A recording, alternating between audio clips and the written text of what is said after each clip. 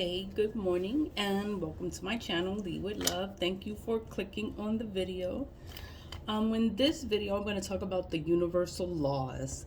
There are 12 universal laws. I'm going to go into each one. I'm going to timestamp each law, there's 12. So then they're going to be timestamped in the description box. And divine oneness, vibration, divine oneness. The law number 2 is vibration, 3 is correspondence, law of attraction, 4 inspired action is 5, perpetual transmutation of energy is 6, cause and effect is 7, compensation is 8, relativity is 9, polarity is 10, rhythm is 11, and gender is 12. I'm going to go into each one. I'm going to explain. I'm going to go through it. I'm going to give examples because I want you to understand what they are. The 12 universal laws. These are universal laws. They can be, they're unchanging laws. These laws never change. They can go with any culture, any religion, any kind, anything. And it's just a way to see life. You see life differently. As me, I'll say something about myself. Like when I was growing up, I grew up Catholic. So the 10 Commandments were instilled in me. They were instilled in me. Like those are rules and things that you don't do. So there's 10 laws, the 10 Commandments, what you're not supposed to do. You're not supposed to lie. You're not supposed to steal. You're not supposed to commit adultery. That's cheat on your wife. You're not supposed to cheat on your wife. People now have polygamy, right? Polygamy, where they have multiple wives. Like I grew up, like you're not supposed to sit there and have 2 and 3 wives and think it's okay. You're gonna have problems. You're creating problems for yourself. That's just law. Honor your mother and father. Keep the holy day. That's like going to church or Sabbath, or you have your holy day. You know, that's what we grew up with in the Catholic religion. Never conveys your neighbor's wife. That's like go with your neighbor's wife. Stealing from your neighbor. False witness for your neighbor. Never use the God's name in vain. You know, those are the 10 Commandments. But I'm gonna put all of this information in the description box. I'm gonna put the links that I used and the articles that I found it in, because all this information is found on Google, online. It is free. It is free information. Nobody looks things up anymore. So that's what my channel is for, is so that I can explain, I can go through it with you, and we can learn together. Because sometimes I'll see things one way, but then there's more to it. There's more to it. And then when I'm going through it again, it's like, oh, you know, and I can see something that I didn't see before. We have the 10 Commandments. That's in the Catholic religion. And then there's also 108 wisdom principle. I'm going to include the links for that because it's 108 like little rules, little rules for the, let me see what it says exactly. The 108 wisdom principles have their own origin in the perennial wisdom, the collective wisdom of humankind since the beginning of life. The wisdom has come down through the ages in various religions, traditions, and schools of philosophy. Nobody owns the 108 wisdom principles. We have distilled for the 2 worlds wisdom school. They belong to all of us. So it's just rules, principles. You see it for what it is. If you want to use it in your life, you use it. If you don't want to, you don't have to. You're not obligated to see life this way. But it's 108 principles to master your own destiny by working with the universe instead of working against it, doing things. You can manifest your intentions, create your preferred reality, and invent your own future.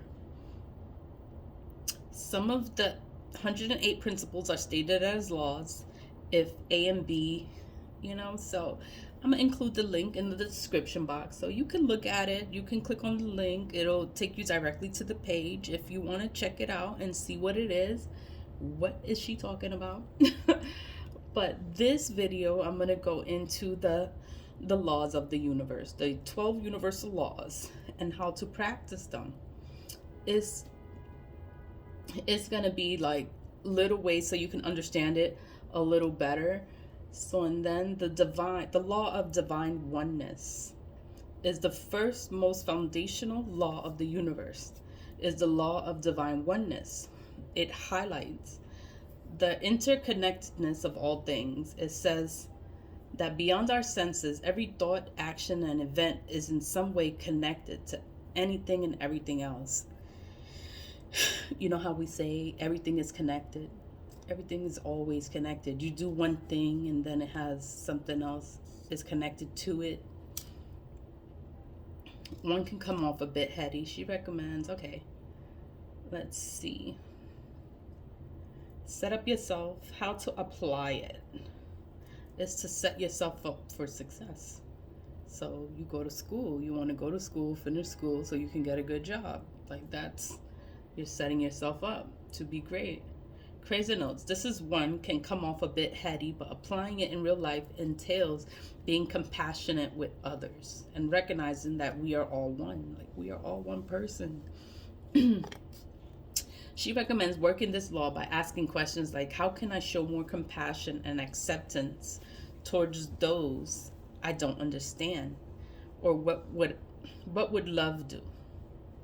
So that's the way you can apply it to yourself, to your life, to try to see things in others people's way, others' view. Try to connect it to your future. That's the way. So that is the law of divine oneness. Okay. So then 2 is the law of vibration. It's a microscopic level. Everything is in constant motion. Everything is moving, vibrating at the same frequency. We gotta vibe. We gotta be on the same level. We're not all on the same level. So a lot of people vibe low, and you're not gonna match. You're not gonna get along. It's not gonna flow. So those people, you gotta leave them behind because they can't get on your level. Then they gotta get out of your life, and you keep it pushing. This applies to matter, but also one's personal frequency as well. This law says that our vibrational frequency can inform our lived experience. So it's like the life, things that we go through in life. You may be able to receive money, but perhaps you can't hold on to it. Because vibrationally, you could be operating on a low level. That means your vibe is low. You got to learn to vibe high, elevate. You have to balance yourself. If you feel you need to elevate your frequency, that's good vibes. You want to have good vibes.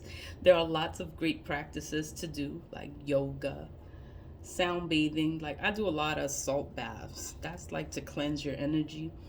That's like putting salt crystals in your wash rag, and you wash with that.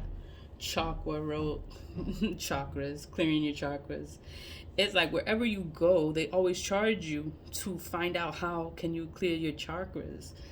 You have to learn how to balance yourself. Meditation. You have to know yourself. You have to know to stay calm. You have to elevate. You have to stay balanced. You can't come out of balance. It's a law of vibration. A lot of things can happen in your life, and you have to be able to stay balanced. You don't want to get yourself in a negative vibration, or you don't want, like, if you're vibing high and then you deal with people that do some fuck shit, and then you want to, no, you have to always vibe high and stay balanced so that you can stay elevated. The law of vibration. You got to keep it on the same frequency. You can't lower yourself for other people.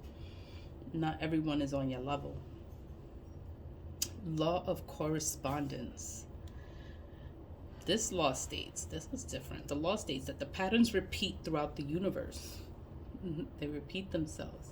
And on a personal level, our reality is a mirror of what's happening inside us at that moment. To think as above, so below. As within, so without. So people do say that, as above, so below. So things that happen happen above, it's so below. If it happens below, it's gonna come out above. Like it always, everything comes out. Laws of correspondence. Is it happening to you? Not to you. If our life is chaotic and fearful, she says, it's because there's chaos and fear within. The fear is inside of you because fear is an illusion. Fear is not real. If our life seems calm and grounded, it's because we feel peace within. Yeah, so you have to stay balanced. In any troubling situation, she suggests asking what the situation can show you about yourself and what requires healing within. Like, what do you need to fix within yourself for you to feel correspondence, law of correspondence? It's so you can feel balanced. You want to feel balanced within yourself. You don't want to be fearful. You don't want to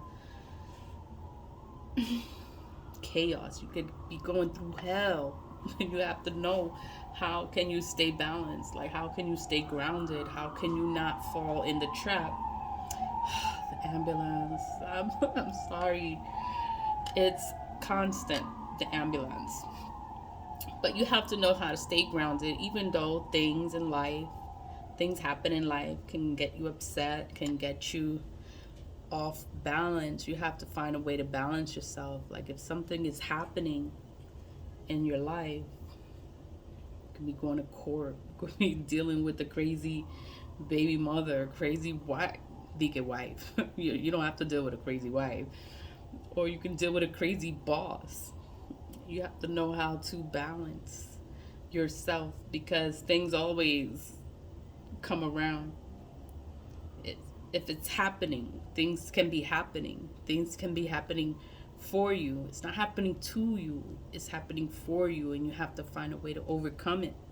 How can you overcome it? How is this benefiting you in your life? Like, if it's happening, why is it happening? And you have to figure out, how are you going to overcome it? How are you going to get out of this?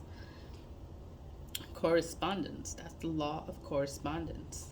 As beloved, so below. As within, so without. It's happening for you, not to you. So all these things can be happening at the moment. And you're like, oh my God, like, you don't know what to do. But you have to stay balanced, and you got to figure this shit out. Like, you got to know, like, okay, this is happening because you have to do something so you can balance it out. Chaotic, fear, it's all an illusion. It's not real. And only you can balance it out. That's 3, the law of correspondence. Number 4, you've heard the law of attraction. So the law of attraction, everyone's heard it. Like, you speak things to existence. You want things to come to you. You have to attract it to you. Undoubtedly, the most talked about universal law is the law of attraction. It's often used for manifestation. So, like, when you want something, you have to attract it to you. You manifest it to you. So it says that like attracts like. And you get what you focus on. So you have to, not only that, but you have to believe that what you're seeking is possible to obtain. So you want a house, you want a car, you want to move, you want to be financially stable, you want to be happy. You have to believe that you happiness is possible. Like, you can be happy. Like, everything around doesn't matter, because the ultimate goal is to be happy. It is similar to the law of vibration in this way. It is important to learn how to vibrate at a level that attracts what you're seeking. So you always have to vibe high.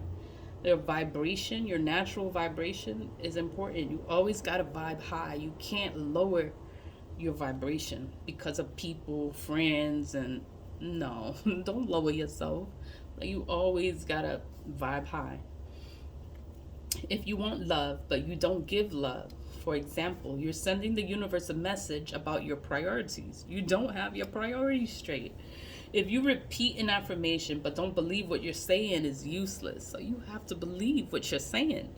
Like, I'm going to be a millionaire. You manifest that. I'm going to be happy. I'm going to be loved. I'm going to be married.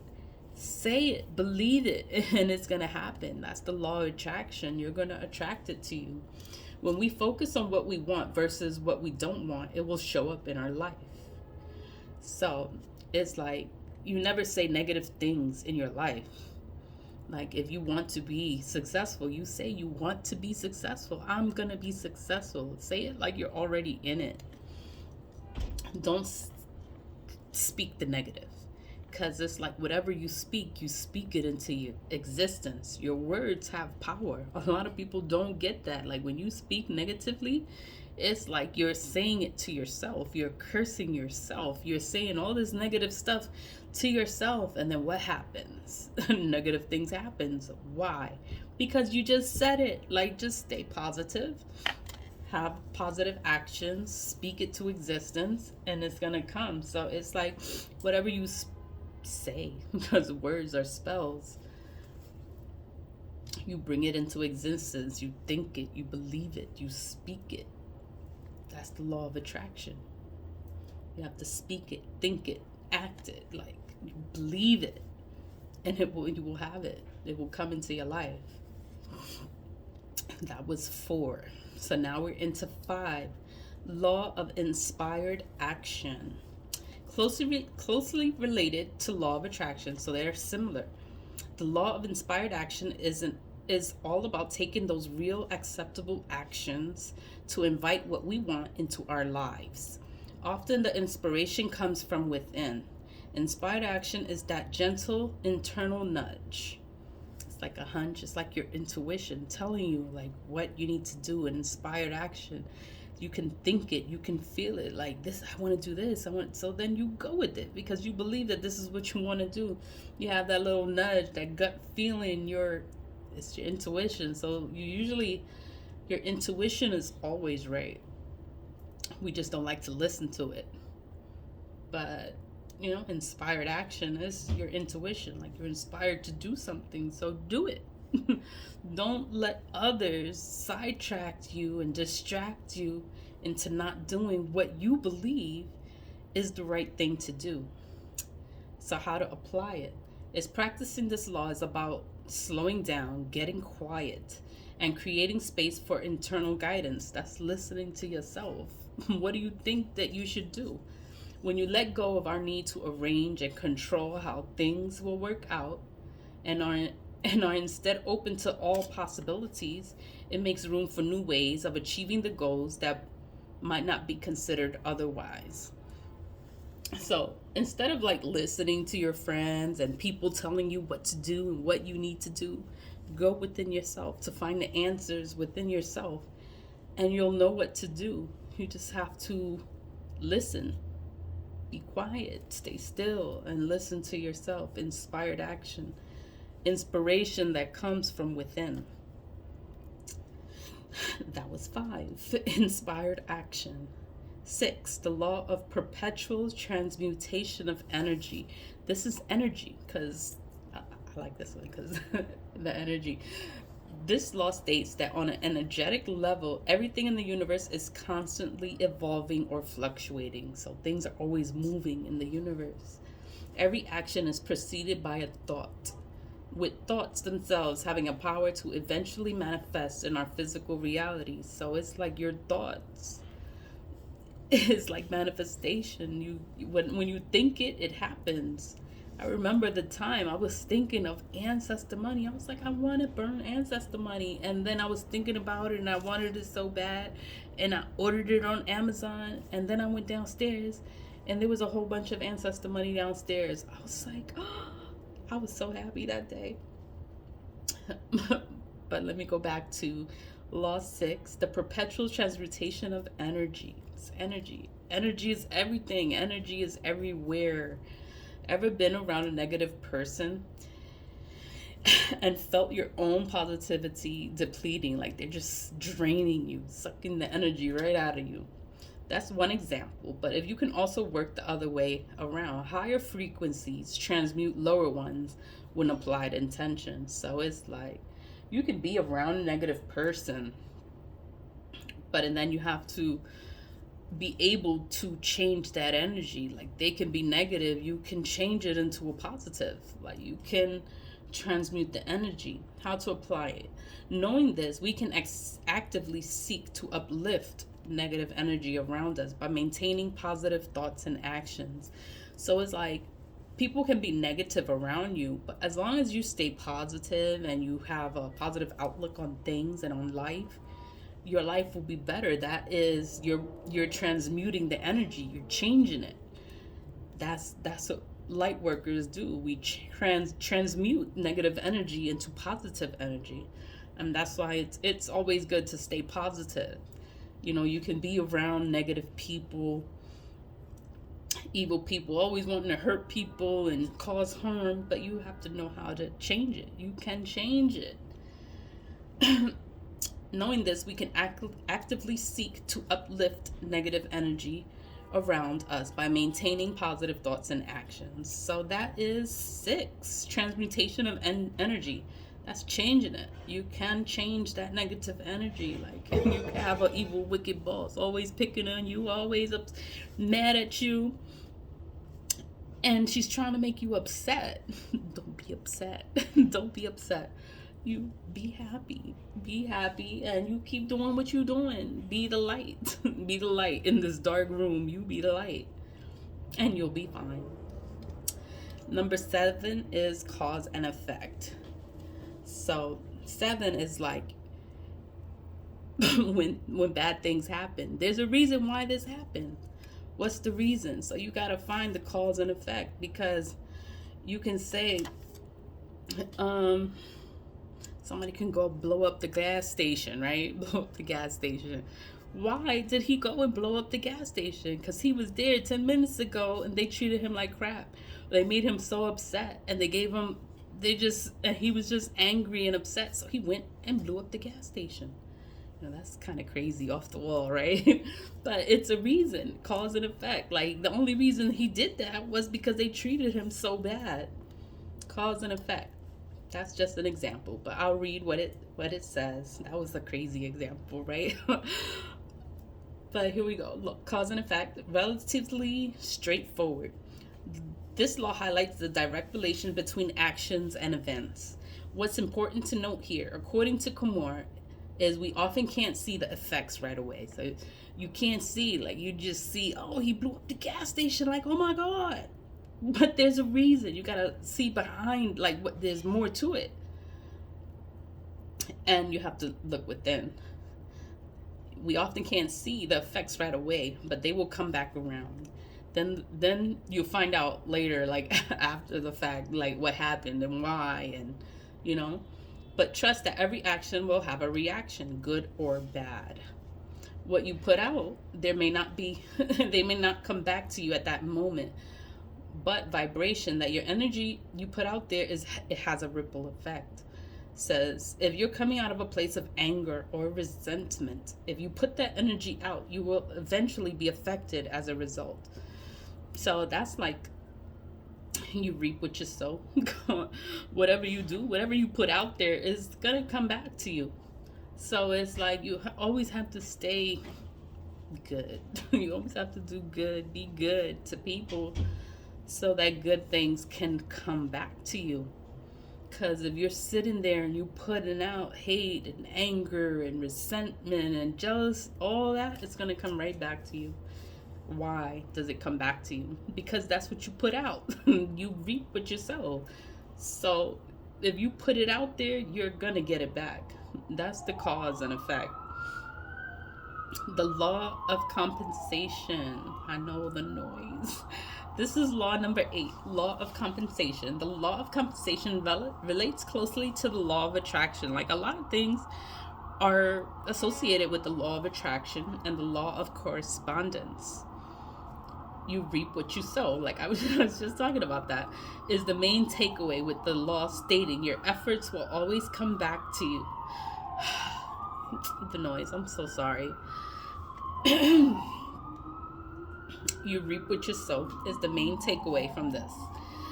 With the law stating your efforts will always come back to you positively. If you are seeking something, you must contribute in some way towards your goal. To work this law in a manner that attracts or compensates for love and support, for example. Where am I being called to serve and support others today? The law of compensation. So it's like you reap what you sow. You get what you give. It's like if you're in a relationship and you're loving and you're caring and you're giving and you're all these good things, you're gonna have a good relationship. But if you sit there and you're mean to each other, you're arguing with each other, like that's all that's gonna it's toxic and it's gonna be a mess, a hot mess. And you're not good to each other, then that's what you're gonna get in return. You're gonna get the hot mess.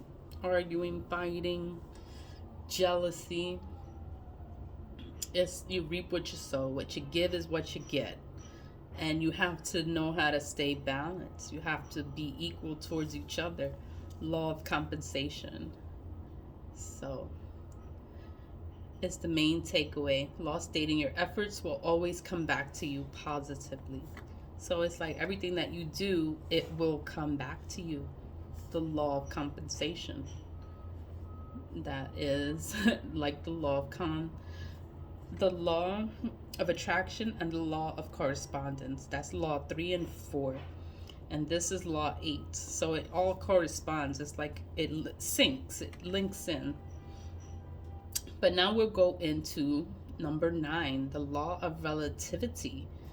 The law suggests that we are inclined to compare things in our world, but in reality, everything is neutral. There's no way to feel about it. It's neutral.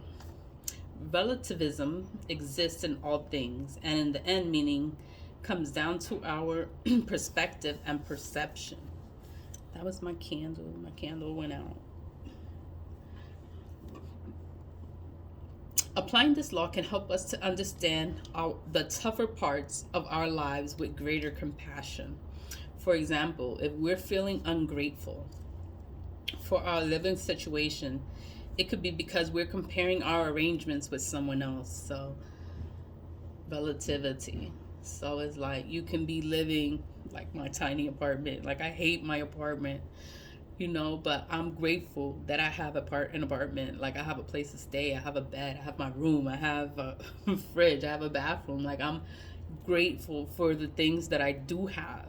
I would love a bigger place, but I have to be thankful for what I have.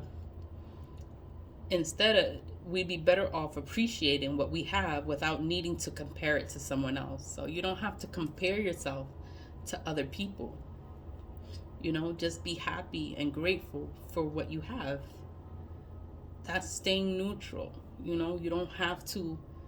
That's when the jealousy comes and the anger, resentment towards others. It's because you're not happy within yourself.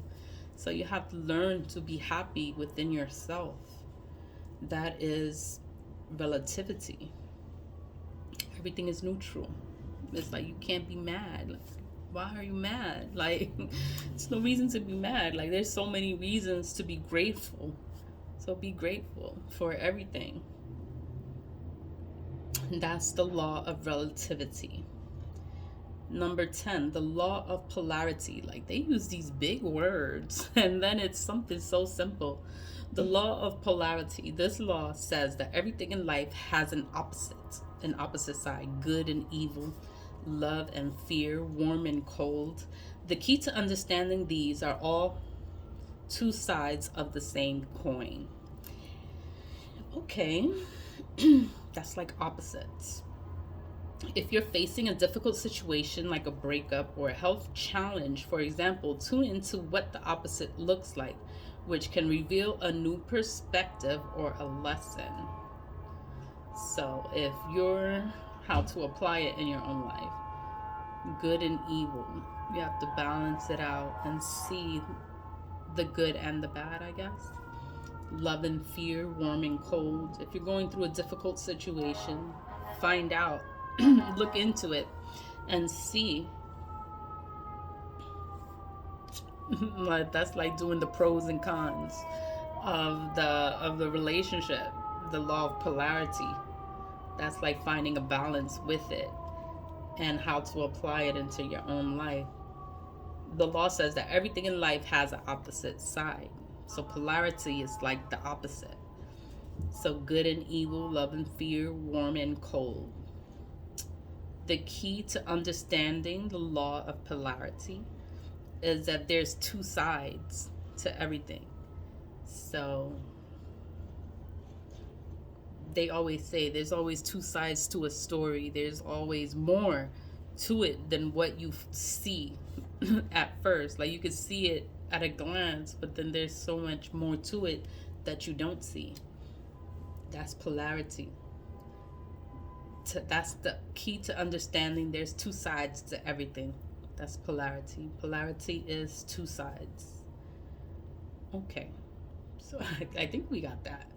So the law of rhythm, that's flow. You have to be able to flow with life, flow with things. Cycles are a neutral part, it's a natural part of the universe. Physical, you can think about the seasons on Earth, like spring, winter, fall. I know I mixed them up. I mixed them up there. In our own lives, we can remember that integration is just as important as growth. We expect ourselves to be one way all the time, whether we're thinking about our health or even productivity. But this is not sustainable. It's like we're supposed to be the same way all the time. All the time. But seasons change, things change. So it's like you have to take note of your inner rhythm, like what's going on within, so that you know how to stay balanced. And try to work with them instead of fighting them. Like if you're tired or you're feeling run down, give yourself some rest instead of powering through, trying to get things done, and you're tired. Like take that time out, like rest yourself, rest your body. It's so you can be able to flow. Seasons change and things change, like we change. It's not going to be the same thing all the time. So you have to know how to flow with life and the changes of life, the changes that can come in, the changes that happen. Seasons change all the time. You can't control it. It's going to change. When that time of year comes, it's going to change. And you have to know how to flow with it. Change clothes, wear your boots, your raincoat, the rhythm. We expect ourselves to be one way all the time, thinking about our health or even productivity, because even your health, like you can be healthy one minute, then the next day you're sick. Something's wrong. You gotta be able to take care of yourself. Flow. You could be productive one day, and then one day you're off. You're not as productive, but you still gotta be able to flow. Like if you're tired, go to sleep, take a nap. Like don't try to push through and then you're gonna do a half-assed job. Like you have to be able to have rhythm. It's not rhythm as into music, but you have to be able to flow with life, so life can be easier for you. Because it's like if you're feeling run down and you're still trying to power through, it's not going to be as great as it normally is for you, because you're trying to power through things and you're not at your best. So it's okay to take time for yourself so that you can flow with life, so things are easier, better. The 12 universal law, that's the law of gender. I think I made a post about that one. That's the masculine and feminine energy, because everything is energy. We embody both energies. But you have to know how to keep them balanced. How to balance your masculine and feminine energy. So let me just read it. The 12 law of gender. And lastly, the law of gender has to do with the masculine and feminine energy that exists in all things. All things have masculine and feminine energy. That much of society has historically operated from a masculine point of view, hustle and do mentality, which does allow for much room to just be. That's true, because men usually are the leaders in everything. Men usually do everything. But times change, things change, and now women are the head of household. Women can be the masculine. Like, women had to take on that masculine role. And, times change, and you have to know, like, as a human being, you have to know how to stay balanced and to have your masculine energy and be feminine, have your feminine energy, and balance them both. Achieve your own balance between the divine masculine and divine feminine energies in order to live more authentically. The bottom line. And there you have it, the 12 universal laws. Before you get too overwhelmed, integrating them into your life is more about understanding and conceptualizing them in a way that makes sense to you. Kumar notes, it doesn't have to be analytical. Understand the concept and keep it on the back burner in your mind, she says, to learn how to work with them on a day-to-day scenario. So you know how to put it into your day-to-day life. Because it's simple things. Once you know them, you can apply it to your everyday life. And it's just a way of life, a way to see life, a way to make life easier and to stay balanced. You have to stay balanced. And once you know them, then you're going to see how they come up into your life or how you can relate to them in some sort of way. So that is all I'm going to talk about today. The 12 universal laws. I at first talked about the 10 commandments, because in the Catholic religion, that was just instilled in me because my family's Catholic, but I'm not Catholic anymore. But it was instilled in me, the 10 commandments, so I know them.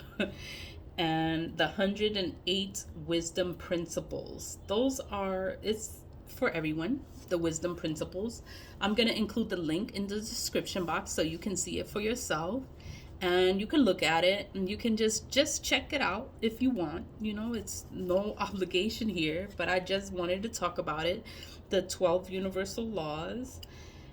And that's it. So thank you for listening. I am going to put them in the description box. I'm going to have the timestamps, so you can timestamp each one so you can see what it is. And I try to explain each one and go through it with you. So thanks for listening. Have a good day.